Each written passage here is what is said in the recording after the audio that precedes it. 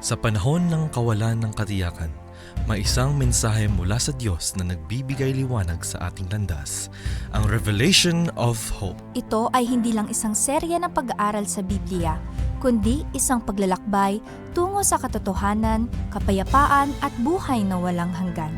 Makinig at matuto kung paano ang propesiya sa Biblia ay hindi dapat katakutan. Kundi yakapin bilang mensahe ng pag-asa. Revelation of Hope, dahil ang hinaharap ay nasa kamay ng Diyos. Dito lamang sa AWR 89.1 FM. Good evening, ladies and gentlemen. Magandang gabi po lahat sa inyo dyan, mga kaibigan, mga kapatid, mga higala, mga kaigsuunan dito sa Metro Manila. Magandang gabi. Kung saan man kayo ngayon, iba sa inyo nasa bus, iba sa inyo nasa jeepney, iba sa inyo bus drivers, jeepney drivers, sa ating mga kaibigan dyan, sa kanilang mga bahay. Magandang gabi. At iba sa inyo ay nasa hapunan pa. Kung ano man ang ginagawa ninyo, kami po ay nagbibigay ng isang magandang gabi po sa inyong lahat.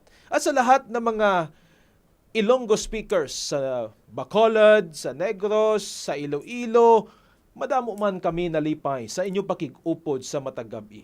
Isa kadako nga kalipay namon nanging kaupod ka namon, kamo namon sa aton nga live broadcast diri sa aton nga social media platform diri sa Adventist World Radio Manila. So, sa aton man nga mga kaigsuunan, nga mga Cebuano speakers, isa kanindot nga gabi sa inyong tanan. Asa mamuron, namos yung baha, sa inyong balay, asa mo, i-share ang aton broadcast sa Adventist World Radio 89.1 Manila. I-share ninyo mga kaigsunan, imbitaha ang inyong mga kauban diha sa inyong mga panimalay, nga mumati at mo follow sa ating Adventist World Radio. Once again, we would like to welcome our handsome, speedy pastor of Adventist World Radio, Associate Director, Pastor Rosler Zamora. Magandang gabi po sa ating lahat, mga ginigiliw nating mga taga-subaybay. At kami po ay nagagalak na makasama kayong muli sa ating gabi-gabing programa at hindi nyo po kami iniiwan. At sama-sama po tayong nag-aaral at lumalalim ang ating kaalaman sa banal na kasulatan at sa mga tinuturo ng Panginoon kung paano ang ating buhay ay lalong mas sumagana.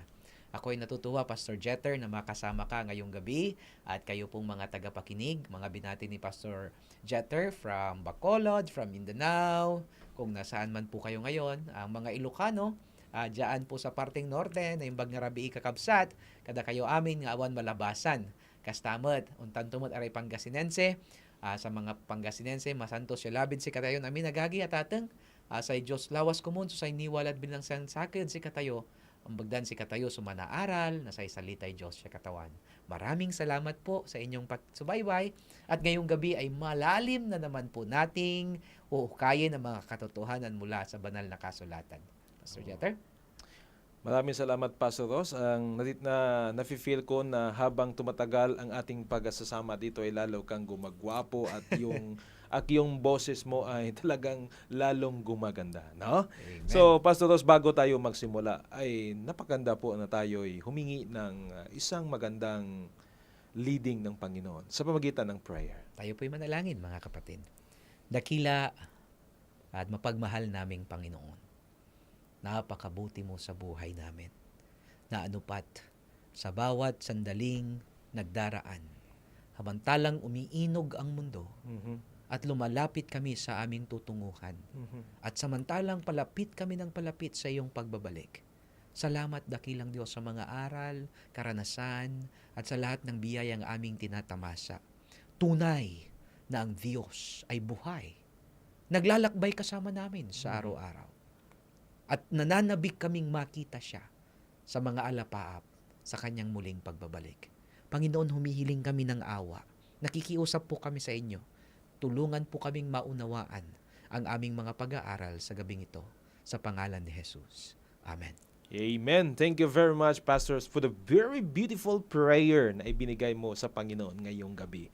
Alright, bago pa rin magsimula, mga kaibigan, mga kapatid, atin pong basahin muli ang ating broadcast number.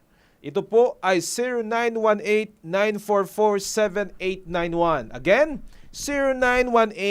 0918-944-7891. Kung mayroon kayong mga tanong mayroon kayong mga prayer requests, ay dito po sa broadcast natin, send na yung mga messages mo dyan, or you can call, you can send messages to that number. Okay, Pastor Ross, napaganda po yung ating pinag-aralan last night. Yeah. Naalala mo pa yung Pastor Ross, yung Sabbath? Yes. Pastor Jeter, pinag-aralan natin, konting review lang kasi ito yung part 2, ano? Yeah. Konting review lang, ang Sabbath ay kinapalooban, yung ibig sabihin po nito pala ay pamamahinga. Pastor Jeter, ano? Mhm. Rest, Mhm. okay? Pamamahinga, nanggaling sa Greek word na sabaton, sa Shabbat na Hebrew word, nang ibig sabihin pangilin. Pangilin. Banal na araw para sa Panginoon. Pinag-aralan din po natin kagabi na sa gitna ng Sabbath, when we understand the theology, ay Abba, which means Father. Father. At Sab, which means anesthesia of love. Mhm. At Ath, na ito'y oath o sumpaan. Wow. Ang Sabbath po pala ay may blessing spiritually, mentally, emotionally, physically, sa ating relationship, socially, Mhm. sa ating familia, at napakarami pa. Wow. Pastor Jeter, tinukoy din natin kagabi na ang Sabbath ay bigay ng Panginoon, siya mismo ang nangilin po nito. Mhm. Kaya nakakatuwa na tayo po ay nagkaroon ng konting review sapagkat ngayon gabi, Pastor Jeter, ang topic nating pag-aaralan ay how to keep the Sabbath. Ano po? Paano natin ipangingilin? Paano natin gagawing banal ang Sabbath? Because it's a day of rest, Mhm. at the same time, renewal. Aha. Okay? Araw ito ng pamamahinga, mga kapatid, at pagpapatibay. Wow. So, mga kaibigan, be ready tonight. Kasi dito natin malalaman kung paano natin i-keep ang Bible Sabbath. At anong araw yung araw ng Sabbath. Pero bago yan, Pastor Ross, gaano ba ka-importante yung instructions? Yeah, instructions how to keep the Sabbath. Yeah, how to keep the Sabbath. Kasi mga kapatid, napakahalaga na tayo, alam natin kung paano i-keep. Kaya nga, how to keep the Sabbath, paano natin pahahalagahan. Kasi mamaya hindi natin alam. Alam nating ikapitong araw. Mhm. Hindi tayo sure kung anong Sabbath. So Aha. anong Sabbath yun? Kasama yun sa kung anong araw is i-keep. Paano? Anong oras? Anong mga dapat gawin? Anong Aha. mga hindi dapat gawin? Paano napapahalaga na paano natin pasisiyahin ng Panginoon? Napakahalaga, Pastor, nitong maunawaan po natin. Katulad po ito ng yung instruction kasi, parang isang manual ito, Pastor. Mhm. Pag bumili ka ng sasakyan, Mhm. anong ginagawa mo sa sasakyan? Hindi ba binabasa mo yung kanyang manual, yung kanyang instruction, yung mga safety, ang mga precautions niya, kung ano-anong mga book. May tawag tayong maintenance book yan, Pastor. O kaya bumili ka ng TV or anumang appliances, tinitingnan mo kung paano ikabit, paano i-install. May manual siya. Saan galing yung manual, Pastor?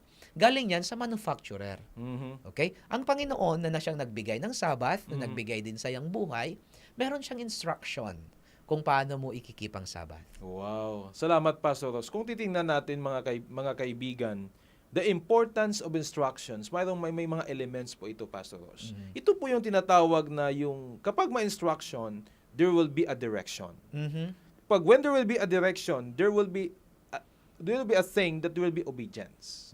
And after that, ito po yung tinatawag na instructions to give us discipline in order to grow. Amen. Wow, a beautiful. At the same time, ito pa mga kaibigan, mga kapatid, pag may growth, mayroong protection. Pag mayroong protection, there will be a testing of truth. Kung yun ang titingnan. When there will be a testing of truth, mga kaibigan, there will be a blessings and rewards. Amen. And when there will be a blessing and rewards in importance of instructions, there will be an order and stability Amen. of that thing. So kailangan mong sumunod sa panuto, Tama. Ang napakaraming binanggit ni Pastor na pwede mong makuha kung talagang sinunod mo ng maayos yung Amen. panuto. Tama. Parang exam yan kahit anong nag-review ka ng husto-husto, ang sinasagot mo ay tama o mali, ang isasagot pala ay ABCD o mali pa rin, di ba? Tama. So you see, there are instructions that you have to follow nang sa ganun ay tama yung iyong pag-keep. Ayan. So, Pastor, pag-aralan muna natin una, ano ba yung araw talaga ng Sabbath? Ayan. Anong araw po talaga yung araw ng Sabbath? Kasi ang sabi lang ng Biblia, ikapito. Okay? Basahin nga natin, Pastor, na ikapito talaga yung araw ng pamamahinga. Sa Genesis 2, ang talata ay 2 at 3. Mga kaibigan, friends, ladies and gentlemen, pag malapit sa inyong Bible nyo dyan, pakikuha. Pero pag mayroon kayong cellphone, open your digital mobile Bible. Ito po ay makita sa Genesis chapter 2 verses 2 and 3. Sabi niya, tinapos niyang likain ang lahat ng ito sa loob ng 6 na araw. At siya'y nagpahinga sa ikapitong araw. Verse 3, pinagpala niya ang ikapitong araw at itunuring itong banal. Sapagkat sa araw na ito siya'y nagpahinga matapos likain ang lahat. So, 6 na araw daw na tinapos ng Panginoon yung kanyang gawain. Mhm. Yung ikapito, doon siya nagpahinga. Ngayon, ano yung ikapitong araw? Mhm. Pastor, kung babasahin natin ang Webster's Dictionary, ang sasabihin niya dyan, ang Saturday, ang sabi niya is the 7th day of the week. Mhm. Ang sasabihin niya, pag Sunday, the first day of the week. Mhm. Monday, anong sabi niya? The first day of working days. Mhm. So makikita po natin mga kaibigan at mga kapatid na pag dictionary ang pinagbasihan, dictionary pa lang ha, okay, marami po tayong exhibits dito, Pastor Mhm. Iba-iba yung pagkukunan natin kung ano yung kapitong araw. Mhm. Pero ang sabi ng diksyonaryo ay ang ikapitong araw. Webster's Dictionary mga kapatid Saturday ang sabi niya, the 7th day of the week. Wow. Ang ikapitong araw ay Sabado. So ito yung mga Webster dictionaries, mga encyclopedia, calendar, Yeah. internet. Alam mo, pag i-research mo ito, Pastor Ross, makikita mo talaga na yung tinuturo dyan ay yung Saturday is the 7th day. Yun talaga ang sinasabi. Marami naman nagsasabi sa atin na these are all human-made predictions. Pero ang gusto nilang malaman, Pastor Ross, yung tinatawag na biblical foundation of the Sabbath. Biblical foundation na talagang yung Saturday is the 7th day is a Saturday. Yun Yeah. ang hinahanap nila. Yeah, tama yun. Pero yun nga, may biblical presentations tayo, Oo. but we are representing here yung ating mga evidence outside of the Bible Yes, bago tama. natin ipakita yung inside of the Wow, Bible. Kasi tama. the more na marami tayong exhibits, ay di mas marami rin po tayong Pastor, mas marami din tayong malalamang mga katotohanan. Tingnan mo, Pastor Oo. basahin ko sa Britannica Encyclopedia. Okay. Alam niyo, sa lahat ng encyclopedias, ang sabi nila, one of the authority, yung Britannica. Okay? The Britannica Encyclopedia, ang sabi niya dito, Encyclopedia Britannica. Okay? In Christianity, ang sabi niya, regarding the Saturday or Sabbath, the Sabbath is typically observed on Saturday, the day of Jesus Christ. Okay? However, sabi niya, at Seventh-day Advent, kung ating titingnan, ilalagay ko naman dito sa Wikipedia, mga kapatid Oo. Sabi niya, binanggit na dito, the Seventh-day Adventists continue to observe Saturday, following the examples. Pero ang sinabi niya dito is Jewish tradition. So kung ating titingnan, Sabbath, also known as the Shabbat in Hebrew, is a day set aside for rest and worship in several, tignan mo religion. In Judaism, it is observed from sundown on Friday until the appearance of the Saturday night, commemorating God's day of rest after creating the world in 6 days. Wow. So mga kapatid sa Britannica Encyclopedia, malinaw na sinasabi dyan na ang sinusunod talaga na pangingilin ay Saturday. At ang sabi naman ng Wikipedia, internet naman ito, Pastor, malinaw din. Ang sabi niya, especially the Seventh-day Adventists, continue to observe Saturday following the example of the Jewish tradition. So, makikita mo mga kapatid na yung mga Hudyo talaga noon pa, they are keeping it. It's tradition. Ibig sabihin, noon pa, Sabado talaga ang pangilin. Wow. Sabado talaga, Pastor, ang pangilin. When it says tradition, Pastor, ibig sabihin, kaulagalian pa yan noon pa. Yun na yung ginagawa nila. Yes. So, tradition. Pastor, isa pa ay yung calendar. When you look on the calendar, sayang at wala tayong dala dito, ano yung first day sa calendar kung ating titignan? Pastor, ang sasabihin niya sa atin, yung cellphone mo, Pastor, anong sabi ng cellphone mo? Ano ang first day of the week? Yung first day of the week dito sa cellphone ko, Pastor Rose, ito po ay tinuturo niya yung first day is Sunday. Oo. Matindi po yung Oo. calendar mo pala. Oo. So, iyan ay binago na, May nagbago. Sunday po. Dito po sa aking calendar ngayon, first day is Sunday and seventh day is Saturday. Kahit yung kalendaryo. Ito first po, day. First day. Ang akala ko, ang sinasabi ng kalendaryo mo ay 7th day yung Sunday. No. Ipakita mo nga, Oh, Pastor, yung iyong ito, ano. This is the latest, latest calendar. This is iPhone 15 Pro Max 2024. Fully paid. So sabi dito, first day is Sunday. Aha. And seventh day is Saturday. So, kalendar. Ayan. Pastor, pinaka-latest ito, Pastor Ross. It's not Okay. outdated, it's updated. No? Yeah, amen. So, yeah, tama. Pastor, ito, meron din akong ano dito. Meron Ah. din ako ipapakita sa mga natin, mga listeners natin. Ayan, paano nila makikita ba ito? Ayan, nakita nila, no? Ito, 2004 naman ito, Pastor, ng calendar. March 2004. 2024. Ang sabi din niya, business, logo, picture. Ito yung mga business, Pastor, eh. Walang may-ari nito, hindi Adventist ang may-ari nito, ha? Oh. Pero sinasabi dito, yung ano yan, mga kapatid, ayan, no? Sunday, first day of the week. Mhm. Sunday, at ang dulo nito ay Saturday talaga. Oh, wow. So, ang day 1 ay Sunday, ang day 7 ay Saturday, Pastor. Ah. Malinaw na malinaw po yun. Malinaw talaga, Pastor Yeah. Ross. Alam mo, panalo talaga yung Panginoon dito yun, at saka yung biblical, yung truth behind of these exhibits na sinasabi mo. So, panalo ang Panginoon. Ano? Ngayon, Pastor, balikan natin yung sinasabi mo kanina, yung Oh. historical confirmation, yung biblical. Mhm. Ano bang sinasabi ng banal na kasulatan patungkol sa ano ba yung ikapitong araw, Pastor? Oh. Bago tayo dyan, Pastor Ross, mayroon pang isang exhibit. May Dahil isang exhibit ka ba? may ginagamit dito lahat. Lahat gumagamit nito. Yung tinatawag na ChatGPT. ChatGPT. Alam nyo, pag yung tanungin yung Meta AI, ChatGPT, Meta AI, isa lang yung sagot nila, what is the seventh day of the week? Yung sagot nila ay unison. Seventh day, Sunday, seventh day of the week is a Saturday. Patindi pala si Patindi. ChatGPT, ano? So, alam niya. Alam niya. Alam niya, oh. So, mga kapatid, ay tayo ay natutuwa, no? Na ito palang Saturday na ito, alam nila na ito ay ikapitong araw. Baka tayo na lang hindi nakakaalam pala, Pastor, Tama, yung mga tama. nakikinig lang. So, pakinggan niyo po ito. Pastor, ano pa ang sinasabi ng banal na kasulatan patungkol po Alright. sa ikapitong araw? Ito po ang sabi niya sa isang maganda na biblical historical confirmation. Ito po yung tawag mo kanina, Pastor Ross. Ito po ay makikita natin, mga kapatid, dito po sa tinatawag na Luke chapter 23 verses 54 and 56. Basahin mo, Pastor.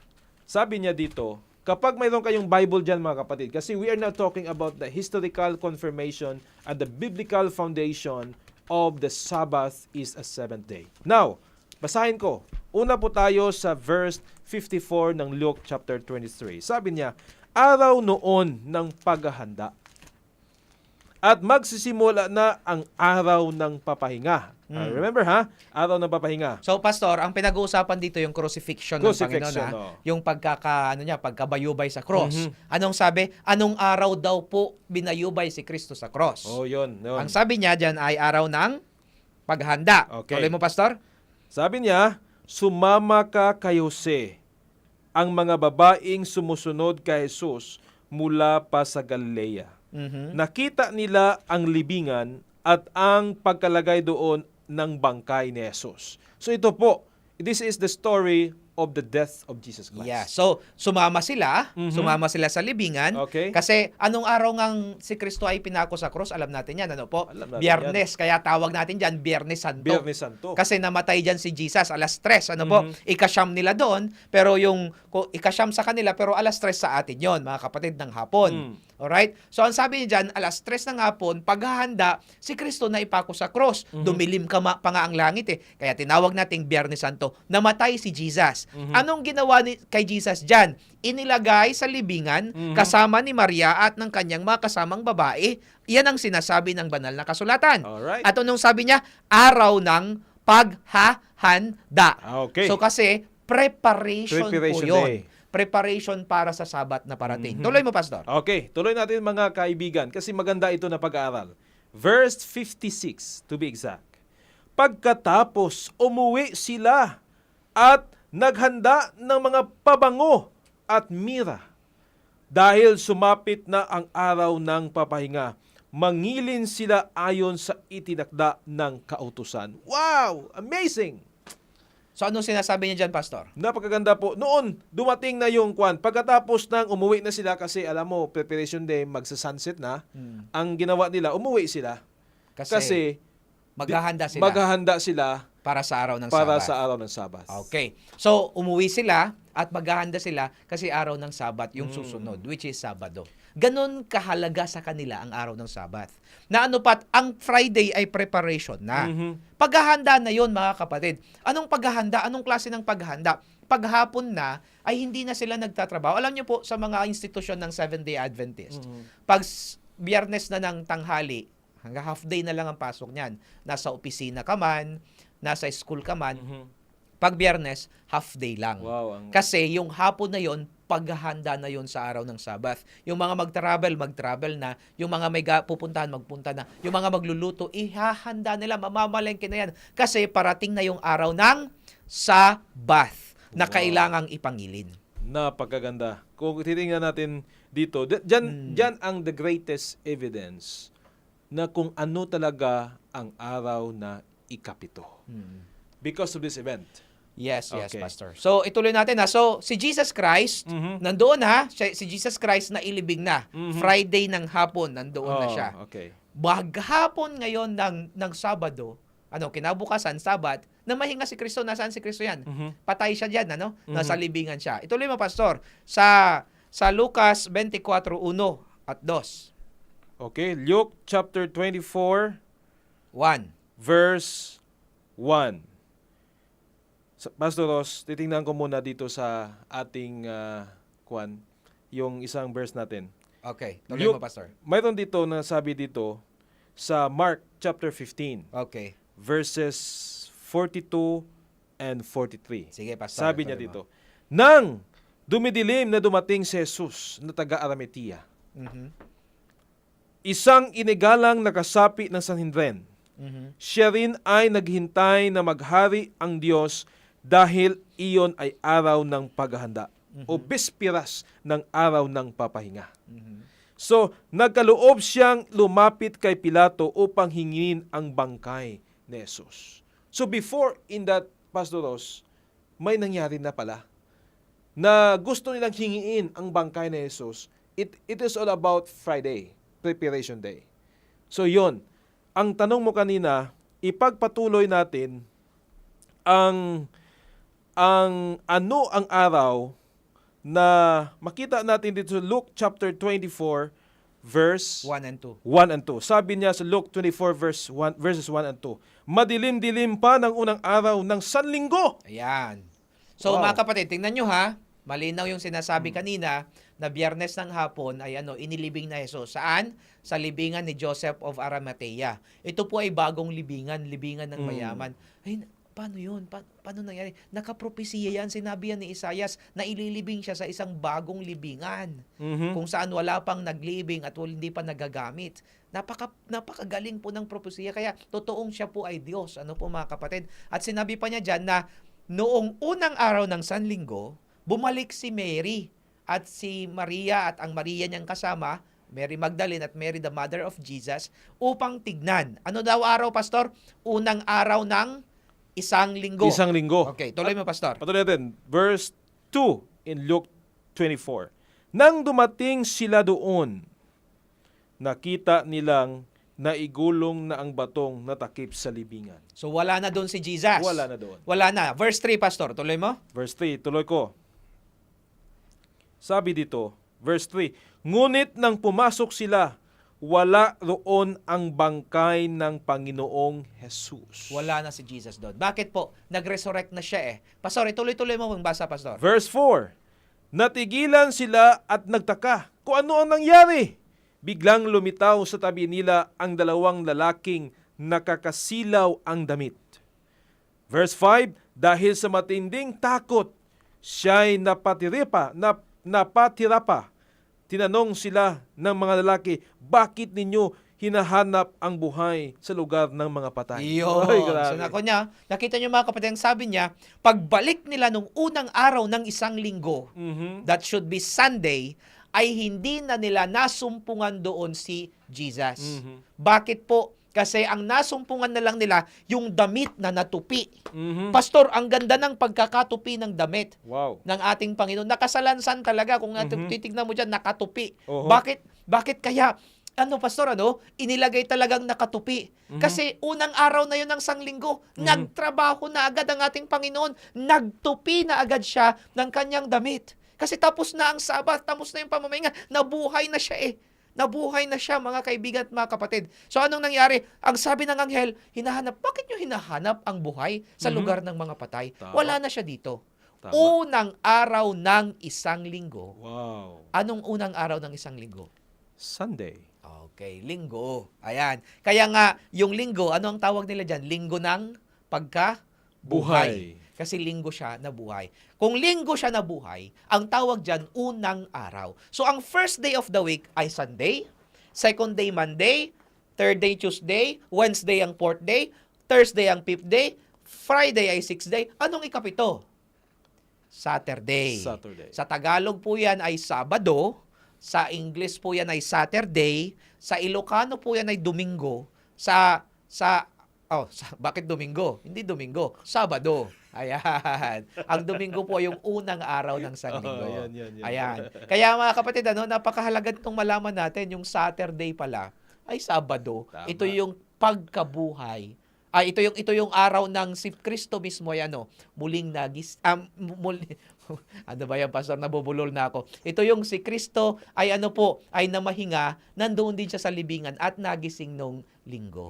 So, Sabado po siya ay namahinga din. Nagbibigay sa atin ng Pastor Jeter, ng halimbawa na kailangan din po nating mamahinga sa araw ng Sabado.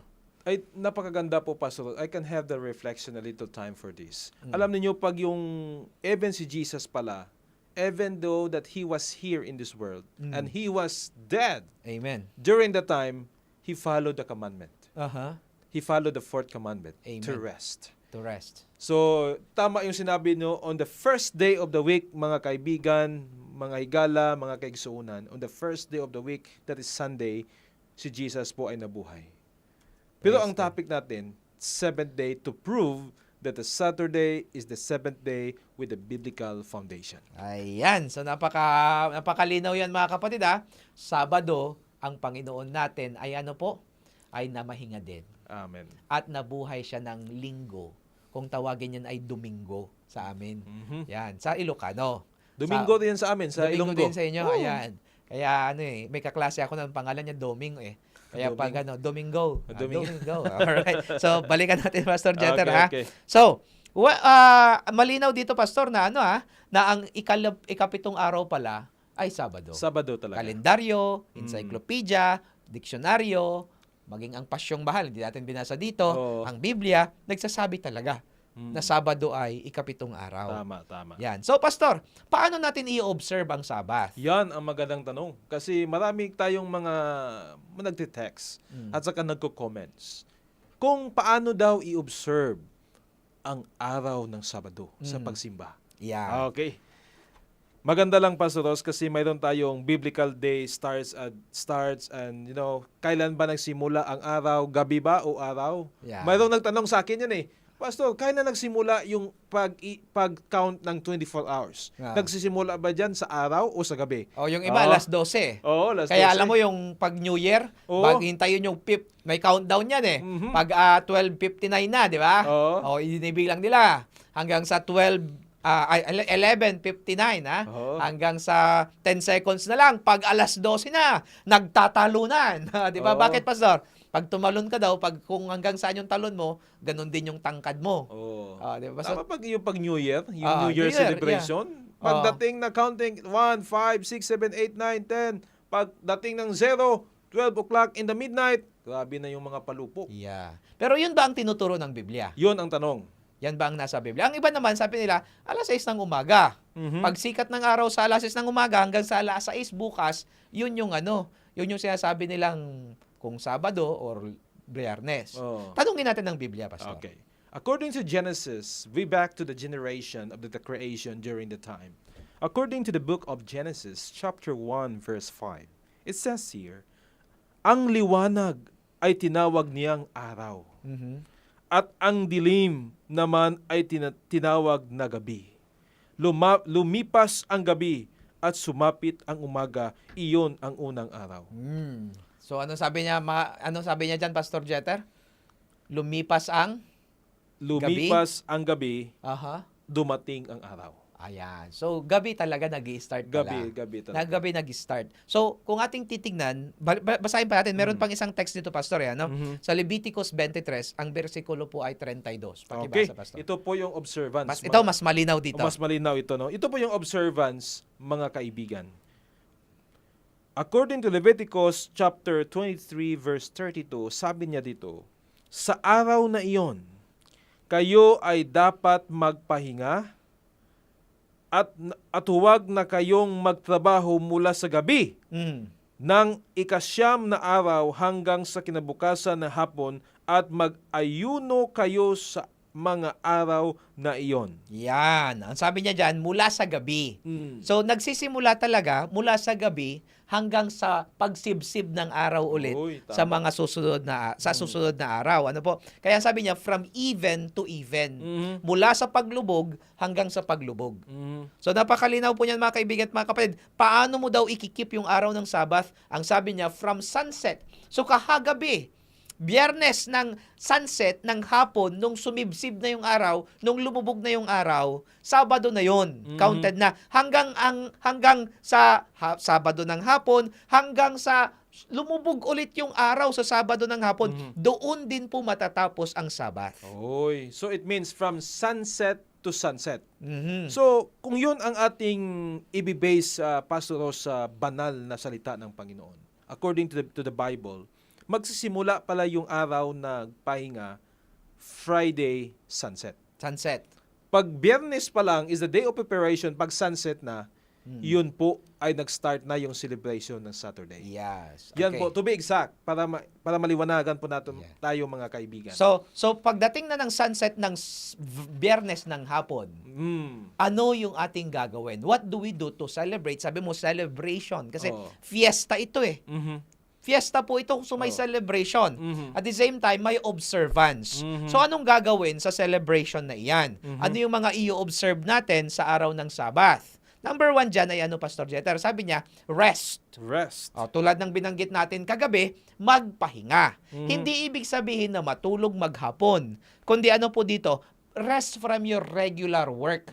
Ang sabi ng banal na kasulatan, in it, thou shall not do any work. Yung work na tinutukoy doon, labor. Thou shall not labor. Ano yung labor? Yun yung magtatrabaho kang may sweldo. Yun ang hindi mo dapat gawin. Okay? Halimbawa, Pastor, paano po yun? Sabado, bawal ang trabaho. Di bawal na po akong anong gagawin? Maghain ng kakainin kasi trabaho yun eh. Kasi kasambahay po ako. Hindi, ang tinutukoy pong labor dito ay yung nagtrabaho ka. Halimbawa, pumasok ka sa isang pabrika na kailangan na para mag-produce ka ng mga products or pumasok ka sa opisina, nag-labor ka, gumawa ka ng para ikaw ay sumweldo. Ito po yung tinatawag nating work na hindi dapat nating gawin pag Sabbath. Kasi ang concentration dapat natin ay ang Panginoon. Tama. Napakaganda po na explanation, Pastor Ross. Mga kaibigan, maraming nagtatanong, pero ngayon ay nasagot na. Pag dumating ang araw ng Biyernes, sunset, diyan po nagsisimula, mga kaibigan, ang araw ng pahinga o araw ng celebration. At kailan matatapos yan? Sa panahon naman na lulubog ang araw. Yan. Napakaganda. So, kung ating tingnan, mga kaibigan, mga higala, mga kaigsuunan, ito po ay, mayroong verse dito, Pastor Ross, na i-share natin dito sa Mark chapter 1, verse 32. Ano po yung nangyari dito? Kasi ito po yung si Jesus at yung evening time. Dito po merong nangyari dito, mga kaibigan. Gusto ko lang basahin. Mark chapter 1, verse 32, sabi niya, pagsapit ng gabi, pagkalubog ng araw, dinala kay Jesus ang lahat ng may sakit at mga sinasapian ng demonyo. Makikita natin dito, Pastor Ross, na after the time na nangyari, paglubog ng araw, it is already evening, dinala ang lahat na may masakit kay Jesus. Kasi it's a time for healing. Okay. Napakaganda. So, bagaman ang Panginoon, nagpapagaling naman siya Mhm. kahit Sabado. Mhm. Ano po, kasi yan po ay doing good. Mamaya, i-discuss natin. Mm. Subalit, hinintay po nila yung sunset sa karamihan kasi yun yung costumbre nila. Mhm. Kay Jesus, wala pong problema yung magpagaling siya sa araw ng Sabat. Kasi, sabi ko nga po, labor po kasi yung bawal. Mhm. Yung ikaw ay kikita. Hindi naman kumikita si Jesus doon, ministry yun. Pero sa kanila, hinintay talaga nilang lumubog ang araw. Kasi, costumbre yun ng mga Jewish at stricto sila dyan, hindi ka pwede kahit magpagaling sa araw ng Sabat. Kaya hinintay nilang lumubog yung araw. Oh, yun pala mga kaibigan yung explanation. Mm-mm. Kasi maraming nasasabi sa atin, hindi ba pwede magpagaling o hindi ba pwede pumunta ng hospital sa araw ng Sabado? Yeah, mamaya Pastor, pag-uusapan natin yan. Ano? So, una, binanggit natin kanina anong gagawin pag sunset na magpahinga. Mhm. Which is, ang sinasabi nating pagpapahinga dyan ay ano po, yung pag-worship sa pagpapahinga, huwag kang maggagawa ng anumang labor Mhm. na ikaw ay kikita. Mhm. Pangalawa, Pastor, worship. Mhm. Anong gagawin dyan? Uma-attend tayo ng mga services. Kaya to yung mga Seventh-day Adventist, may tinatawag tayong Friday worship. Ano yun? Welcoming the Sabbath. Tapos meron tayong Vespers or Vesperas.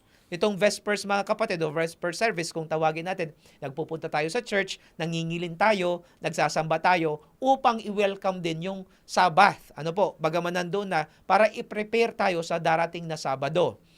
Kauna-umagahan, nagwo-worship tayo, tapos pupunta tayo sa church, tayo po ay ano po, mag-i-enjoy na mag-fellowship. Mhm. Sa hapon, anong ginagawa? Yung iba, naglalakad, magve-visitation. Bibisitahin ng may mga sakit, yung iba may hospital ministry, yung iba pumupunta sa jail ministry, yung iba ay may branch Sabbath school. Depende. Basta ang gagawin po natin dyan ay maglingkod sa Diyos. Wow. Yung iba nagne-nature walk, Pastor eh. Mhm. Pupunta sila sa mga bundok. Tapos doon sila pinag-uusapan nilang pag-ibig ni Jesus. Kasi sa mga naturalesa, sa mga paligid, doon natin makikita ang character din naman at pag-ibig ni Jesus. So ginagawa po ito, Pastor Jeter. Wow. At may doon pandagdag, Pastors. Maraming salamat. It's a time of worship. Now, yung araw pala ng Sabado, it's about of fellowship. Time na mag-share tayo ng ating mga meals. That's why may mga potluck tayo na Tama. ginagawa. That's why, alam mo, nakapaganda po pagdarating ng araw ng Saturday. Kasi lahat ng mga pagkain na hindi mo natikman, naalala ko nung sa CPAC ako nag-aaral, kasi wala ako nakastay sa dorm. Kasi pag wala ka nakastay sa dorm, Hindi ka nakastay, Pastor. hindi ako nakastay sa dorm. Yan. Alright. Hindi ako nakastay sa dorm, doon ako nakastay sa cottage. So pag sa cottage ka, wala kang access sa cafeteria. Aha. So every time that the bell rings, lahat ng mga occupants ng dorm ay pumupunta sa cafeteria, Pastor Ross. At magpipila sila at kumain. Kami, sa cottage, wala kaming pagkain. That's why, alam mo, ang dinidesire ko na araw, I am desiring that every day is a Saturday. Kasi ang mga kaibigan, ang mga church members ay nagdala ng mga pagkain sa araw ng Sabado. It's a potluck time. It's a fellowship time. Talagang natikman ko ang mga masarap na pagkain. That's why, Sabbath is a day of fellowship. Amen. And Sabbath also, Pastor, is an act of mercy. Wow. Paano mo yung masabi na Sabbath is the act of mercy, Pastor? Yeah, Pastor, kasi gumagawa tayo ng mga act of compassion pag Wow. Sabbath. Mga kaibigan at mga kapatid, it's nice to do some programs on Sabbath. Lalo sa afternoon, may feeding program tayo. Ano pa, Pastor? Pumupunta tayo sa mga kapatiran na hindi nakadalo kasi may sakit. It's an act of mercy. It's time for us to show God's mercy. Wow. Sabi nga ng Panginoon, whatsoever you have done, ang sabi niya sa Mateo, Pastor yun, 25:40, sabi niya, ano man ang ginawa mo sa pinakamaliit sa iyong mga kapatid, ay ginawa mo sa akin, ang sabi niya. So, that's the time na kung mayroong mga may sakit, dalawin po natin. Hindi naman tayo papasok sa trabaho. So, pagkatapos nating mag-worship, why don't we just go to the hospital, mag-serenade tayo? Ano pa? Yung nga sinasabi ko kanina, yung mga nandoon sa piitan, sa bilangguan, they thought they are already forgiven. But of course, ang focus ng Sabbath ay worship talaga, ha? Mga kapatid, pag-worship sa Creator, anong ginagawa dyan? Nagba-Bible study tayo. Nagpipray tayo, nakikinig tayo ng sermon, nagre-reflect tayo, nagte-testimony tayo, kumakanta tayo ng mga songs, hymnals, kaya nga hymns ang tawag diyan, Pastor, di ba? Tama. Yan po ay mga kanta na papuri sa ating Panginoon. So, mga kapatid, First is to focus on Jesus. How do we worship Him? Then, the love of Jesus, our respect for Jesus, will transpire to other people. And so we act the act of mercy na yung Wow. sinasabi mo kanina. That's why, additional po sa sinasabi mo, that's why every Sabbath afternoon, ang ginagawa namin, nagbi-visit kami sa jail, nagkakanta kami, nagdala kami ng mga pagkain, the sharing, tama, is act of mercy. That's why Sabbath is full-loaded of blessings. Okay. Napakaganda, Pastor Ross. So, mga kapatid, ulitin natin na ang Sabbath ay pag-worship sa Panginoon. Pero hindi ibig sabihin na confined ka sa church, hindi ako lalabas sa church kasi Sabbath. Oh. Noong unang panahon, ganyan sila, Pastor, ha? Yung maglakad ka nga ng 20 meters Bawal yon. sa mga Hudyo, ay kasalanan na yon. Noon nga yung binabasa ko, Pastor, ha? Yung kanilang mga palatuntunan, yung panyo mo, dapat nakapatong na sa balikat mo. Kasi pag dinukot mo pa yan sa bulsa mo, sa kanila, ay kasalanan na yon. Work na yon sa kanila. Kaya kung magsisimba, yung mga magsisimba sa malayo, dapat doon na sila sa labas ng church, tatambay na sila doon para papasok na lang sila. Yun ay hindi kasalanan. So, nakita mo, Pastor, kung gaano sila kay-strict pagdating sa Sabbath. Pero hindi naman ganun ang gusto ng Panginoon. Ang sabi niya, ang Sabbath should be a delight. Ang Sabbath ay kaluguran.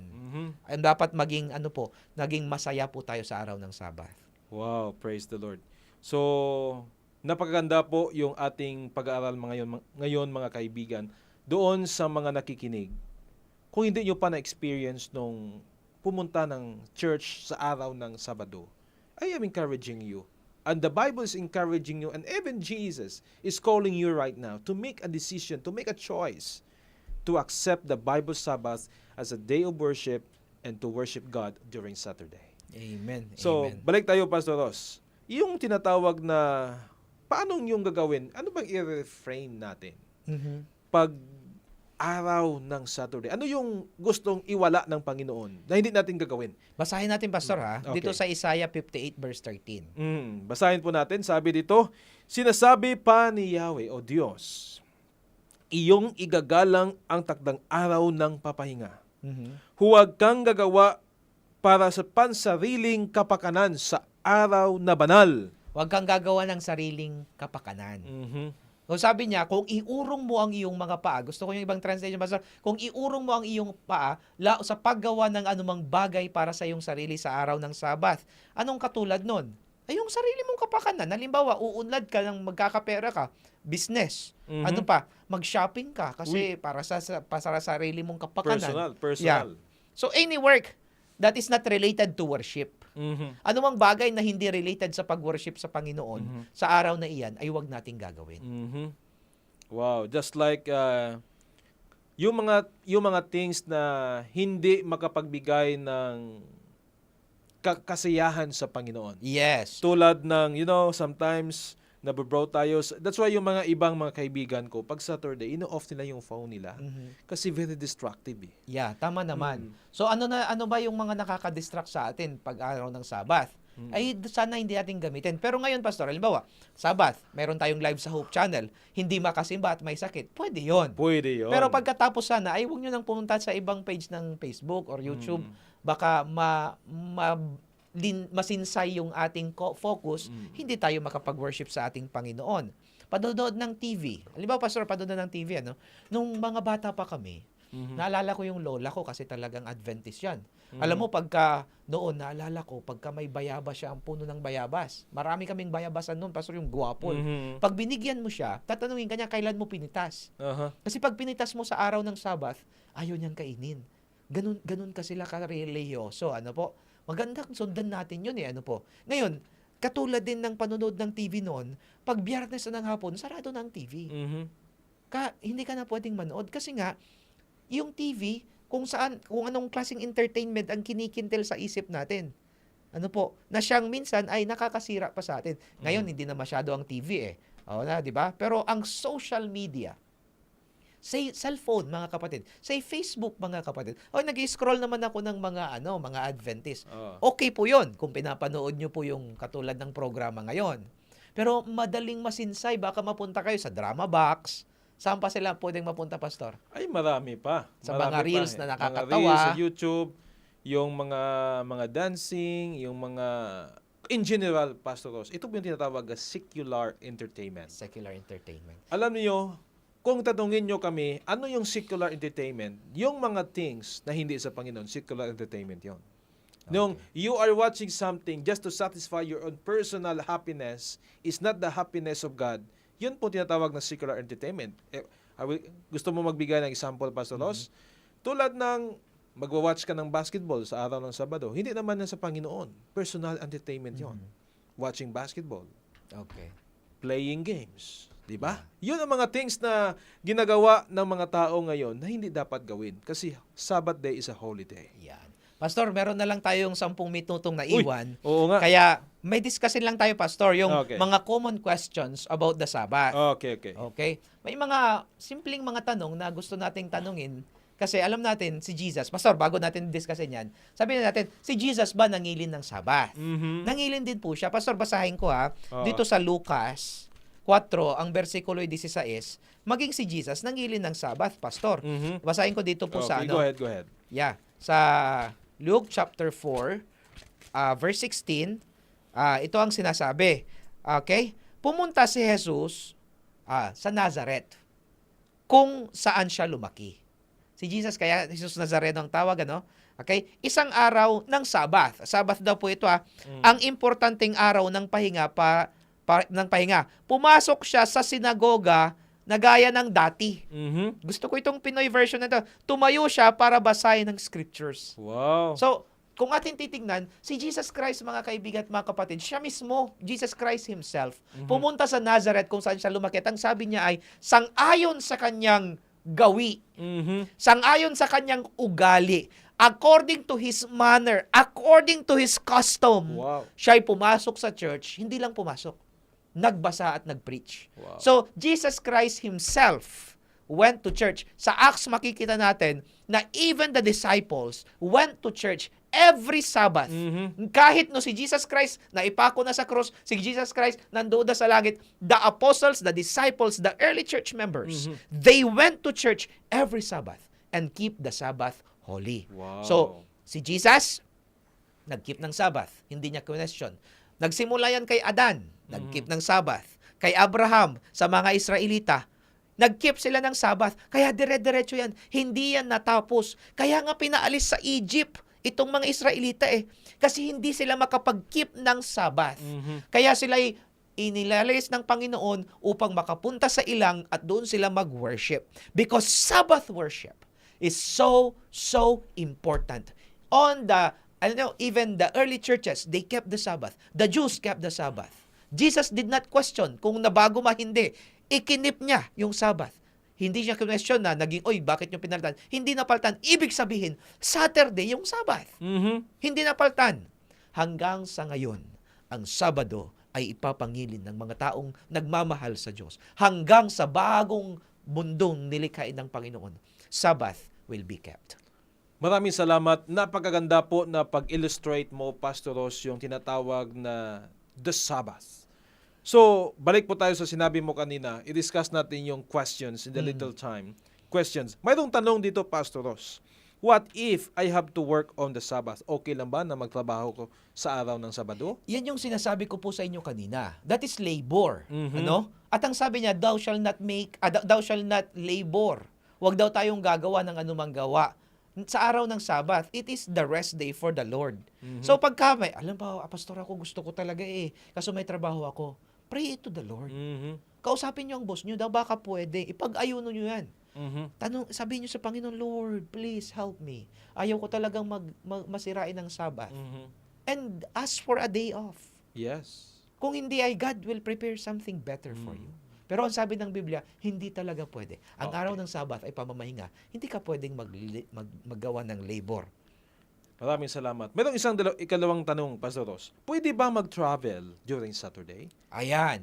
Saan nga tayo? Ano ba itong ano? Alam niyo, when you are on travel, it's very difficult. Ayoko maging maging masyadong pariseo kung tawagin, masyadong po dito, masyado tayong malupit. Oo, pagdating sa dogmatic. pagkeep ng Sabbath, po. So, sinasabi ba dito na masyadong extreme? Hindi naman po. Pero pag nagbiyahe ka, Nakikip mo ba yung Sabbath? Alam mo, hindi mo maiwasan, sumakay ka sa bus, tumugtog. Mm. Tumugtog ng love song, napapasabay ka eh. Di ba? Yung anak ko, kahit pagka naririnig niya yung mga songs na secular, napapasabay din siya eh. Mhm. When the world is ending, gano'n siya eh. Wow, ang ganda. I wanna be next to you. Wow. Singer din pa. Singer. Saan mo natututunan niya? Mapapasabay ka talaga eh. Ay. Pagkat sinasamba kita. Wow, Oh.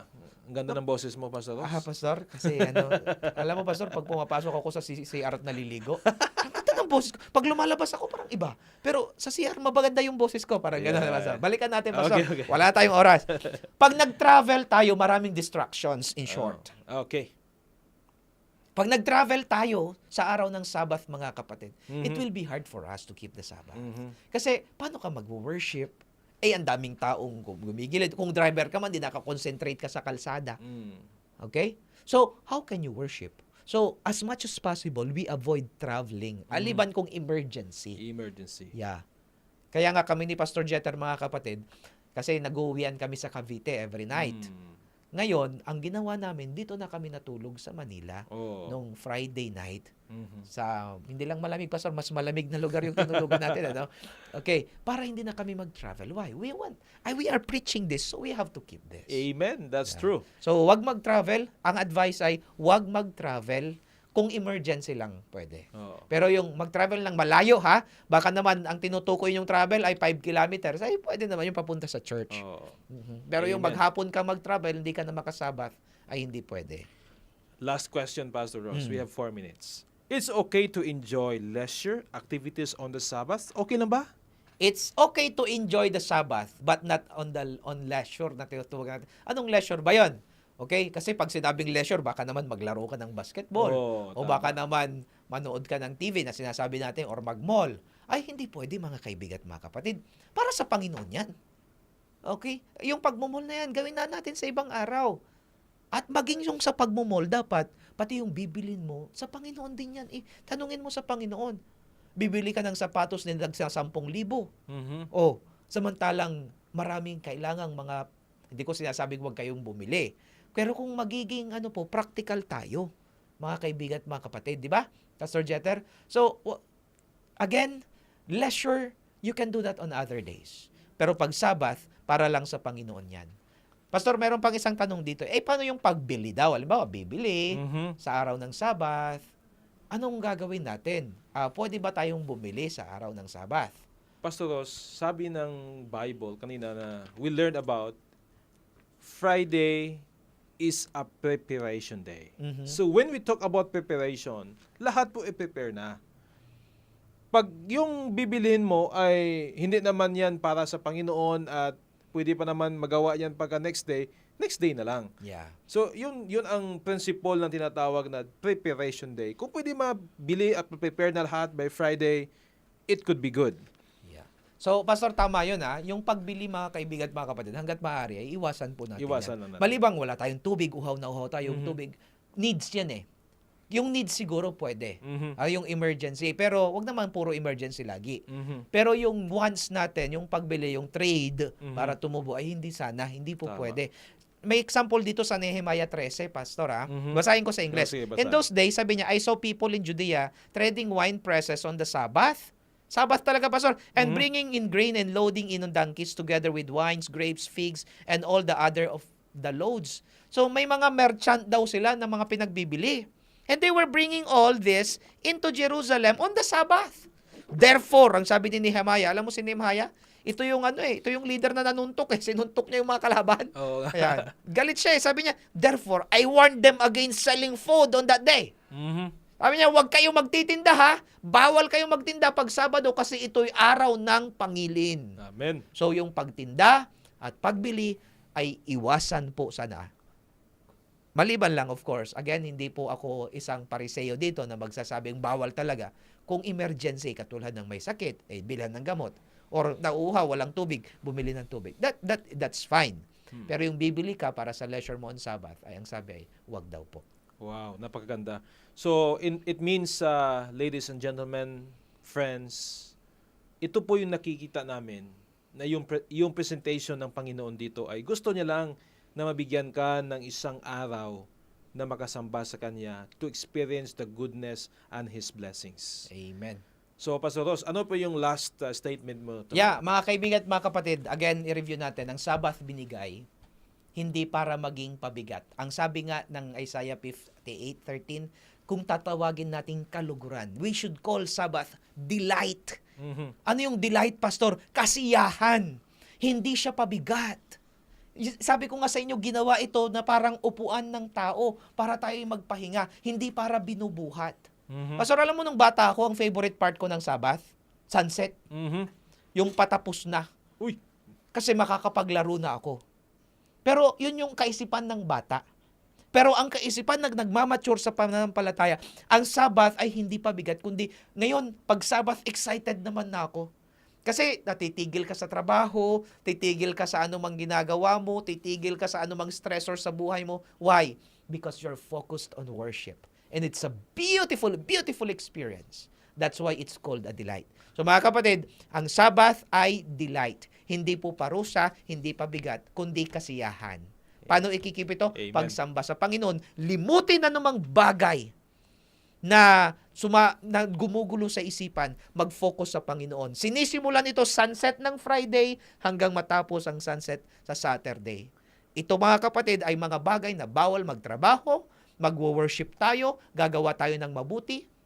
Ang sabi ng Mateo 12:12, Pastor, it is lawful to do good on Sabbath. Mabuti ang gumawa ng mabuti pag Sabbath. Paano yung mga nasa hospital?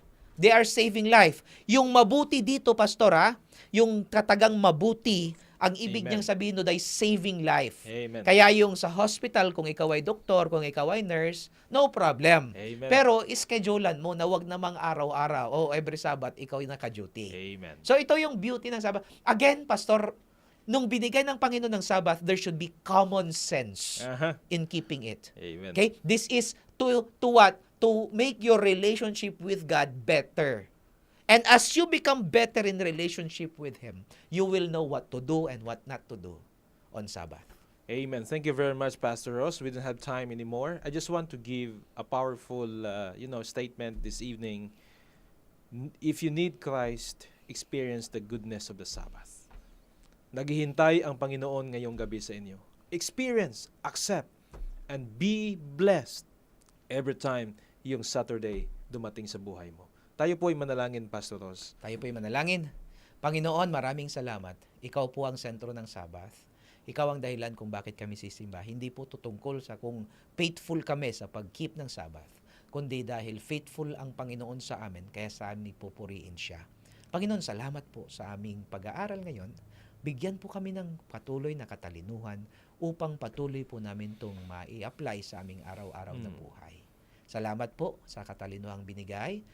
Sa mga nakikinig, sana po'y patuloy po silang tumanggap sa katotohanan ito at huwag nilang kailanman lilimutin. At ito po'y aming inihiling sa pangalan ni Jesus. Amen. Amen. So, mga kapatid, yung atin pong question of the day ay sasagutin po natin Wednesday, bukas po ng gabi. Ang lahat po ang may sagot ay ibibigay po natin ng premyo para sa ating question of the day. Amen. Pero ngayon kapatid, ay ibigay po natin yung question of the day para sa Wednesday. Para sagutin nyo po at Wednesday ay ibibigay yung prize. Ano po? Ang tanong, Pastor Jeter, ay ito. Alright? Kailan nagsisimula at nagtatapos ang pangingili ng Sabbath? Amen. Okay? I-text nyo po. Numero, Pastor, pakibasa. Ito po yung ating numero, 0918-944-7891. Kailan nagtatapos o nagsisimula at nagtatapos ang pangingili ng Sabbath? I-comment nyo po agad at ang unang mag-comment at sumagot sa ating radyo ay meron po kayong premyo bukas ng gabi. Amen. Muli itong kaibigan, Pastor Rosler Zamora. At yung isang nagmamahal, Pastor Jeter Canang. Nagsasabing ang Sabbath ay regalo ng Diyos. Pag atin po itong ipinangilin, tiyak na tayo po'y sasaya, Pastor Jeter, at anong mangyayari sa ating buhay? Maging maligaya kasi kasama ang Panginoon. Amen.